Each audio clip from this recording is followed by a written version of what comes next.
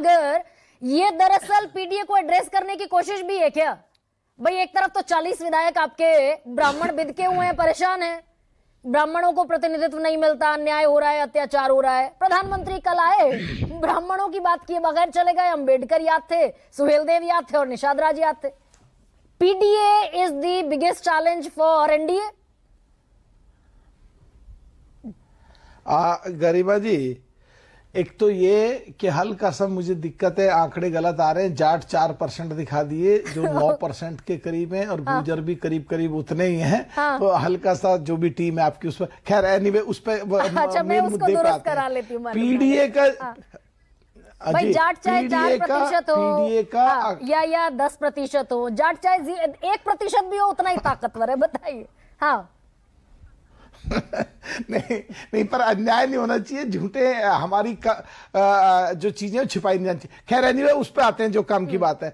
PDA का जादू चल सकता था। हाँ। और जो पीडीए है, पिछड़ा और दलित और अकलियत, ये कांग्रेस से इतना नाराज है। अगर कांग्रेस सपा के साथ रहेगी तो जा नहीं सकता, क्योंकि डीओपीटी में आंकड़े आते हैं जो चला गया। लेकिन मलूक साहब 2024 में चला गया। भाई आप कह रहे हैं नाराज हैं। अरे 92% मुस्लिम गया इंडिया ब्लॉक के साथ, नॉन जाटव चला गया 56%। गरिमा जी सुनने, बताइए ना। गरिमा जी सुनने तो दो बात प्लीज। आपको एक जैसा होना चाहिए। जब ये लोग बोलते हैं तो आप बीच में बिल्कुल बोलने देते हैं, और हम लोग आते हैं तो बीच में एकदम आते हैं और बात कहने ही नहीं देते, तो फिर हमें बुलाने का मतलब ही नहीं है। मैं साफ कह रहा हूं मलूक नागर, आप तो सुनिए ना मलूक नागर, अपार्ट फ्रॉम द डिबेट, आप तो अफेयर भी बोलेंगे तो मैं सुनूंगी आपको। कहिए। नहीं, मेरा रिक्वेस्ट है प्लीज। हाँ। रिक्वेस्ट के साथ कह रहा हूं गरिमा जी, मैं तो आपको इतना मानता हूं। मेरा क्या कहना है कि जो पिछड़ों के साथ और दलितों के साथ कांग्रेस ने करा है, हाँ। वो कभी भूला नहीं जा सकता।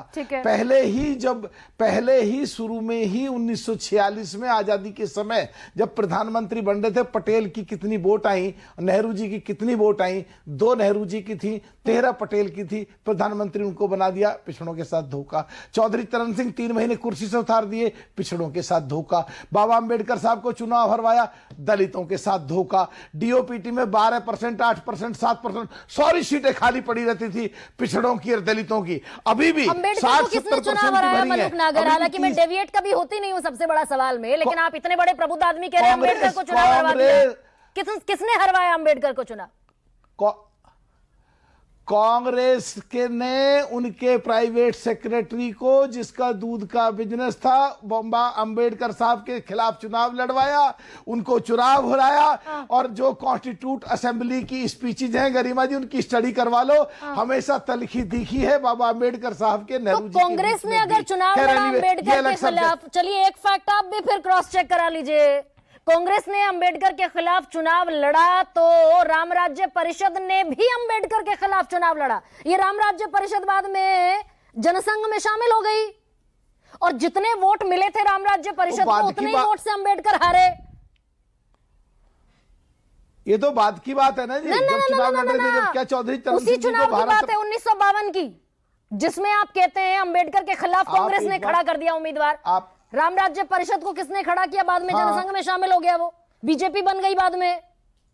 तो जितना अंबेडकर के खिलाफ कांग्रेस ने चुनाव लड़ा, उतना ही बीजेपी ने लड़ा। नहीं, वो बाद की बात है। चौधरी चरण सिंह जी को 3 महीने में कुर्सी से क्यों उतारा? हाँ। राजेश पायलट को क्यों धोखा दिया? सचिन पायलट का राजस्थान में चेहरा रखा, उसको क्यों धोखा दिया? पिछड़ों को हमेशा धोखा दिया।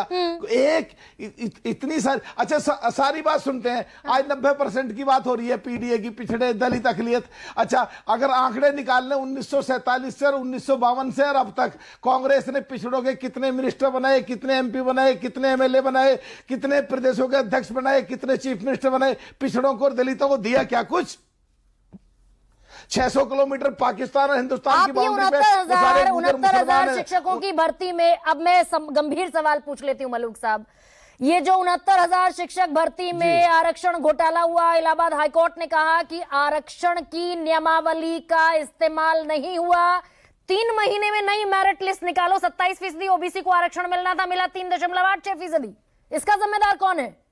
47 गिनवाएंगे, 25 पर बात कीजिए। देखिए देखिए एक चीज तो क्लियर है, हमारा इंडियन जातियों की बात तो होती नहीं है, लेकिन वो इतनी मूवमेंट आगे बढ़ चुकी है, ये कहीं ना कहीं तो इम्पैक्ट आएगा भी, डिस्कशन में भी आएगा, और इसीलिए आपके टेलीविजन पे डिबेट हो रही है, इसीलिए टीआरपी सर बढ़ेगी। इस सवाल का जवाब देंगे क्या? मलूक साहब एक सेकंड भाई, अगर 27% पिछड़ों का आरक्षण 3.86% पर समेट दिया गया, इसका जवाब कौन देगा? ये पिछड़ों की हकमारी करती है ना बीजेपी। मैं कह रहा हूं इसका जवाब अगर जिम्मेदारी हमारी है तो 60 सालों में कांग्रेस ने 4%, 6%, 8%, 12% रखा 90% लोगों का। इसका कांग्रेस का कौन जवाब देगा? कांग्रेस सपा के साथ रहेगी, तो सपा को भी ले डूबेंगे, यही कह रहा हूं मैं। दिया 3 राज्यों तक, तो उसके लिए तैयार हैं क्या 2027 में आप? अगर आप इस बात का जवाब नहीं देना चाहते तो ये पिछड़ों की हकमारी जो हो रही है। नहीं, मैं देना चाह रहा हूं, मैं देना चाह रहा हूं, अगर समाजवादी पार्टी अब पीडीए के मुद्दे को लेकर अलग लड़े तो ताकतवर बढ़िया लड़ाई बराबर की होगी। कांग्रेस साथ रहेगी, इसलिए पिछड़े दलित कांग्रेस के इतने सताए हुए हैं, इतने नाराज हैं, कुछ का कुछ नहीं हो जाएगा, कुछ भी नहीं हो पाएगा। पर ये मूवमेंट आरक्षण की हकमारी तो हो रही है ना अपने टेलीविजन पे इतने उस समाज के उतना। मलूक साहब सीधा सवाल, आरक्षण की हकमारी हो रही है ना जी पिछड़ों के? नहीं, आरक्षण को कोई सुनो, ये बाबा अंबेडकर साहब ने जो संविधान में व्यवस्था करी है, किसी की हैसियत और किसी की औकात नहीं है कोई आरक्षण को छेड़ दे। आरक्षण जो है वो तो 18 से 25 में 6 साल हो गए ना, अरे ये तो लफाजी हो गई सर। 6 साल हो गए, वो जो लोग हैं वो लाठी डंडे खा रहे हैं, उम्र निकल गई बहुतों की, तो उसका जिम्मेदार कौन है? ये आरक्षण की हकमारी है कि नहीं? तो पूछ रही हूं। मैं सीधा बता रहा हूं, इस मुद्दे पे देश के प्रधानमंत्री, गृह मंत्री दोनों कह चुके हैं, संसद में भी बाहर भी, आरक्षण कोई हटा ही नहीं सकता, किसी की हैसियत नहीं, किसी की औकात नहीं। हटा दिया कांग्रेस ने सुप्रीम कोर्ट में के नाम पर ठगी करी। एक सेकंड, आप तो योगी आदित्यनाथ के साथ खड़े हैं ना सर। पिछले 9 अगस्त 2024 में, अगस्त 2024 में कहा था इलाहाबाद हाईकोर्ट ने 3 महीने में नई मेरिट लिस्ट बनाओ। 1.25 साल हो गया, जाते क्यों नहीं अदालत में? अब देखिए 2024 की जब बात आते हैं तो हमारे भी 2 जाट और गुजर पिछड़े लड़ रहे हैं, दोनों के दोनों पश्चिम उत्तर प्रदेश में जीते, और हम पक्षधर हैं।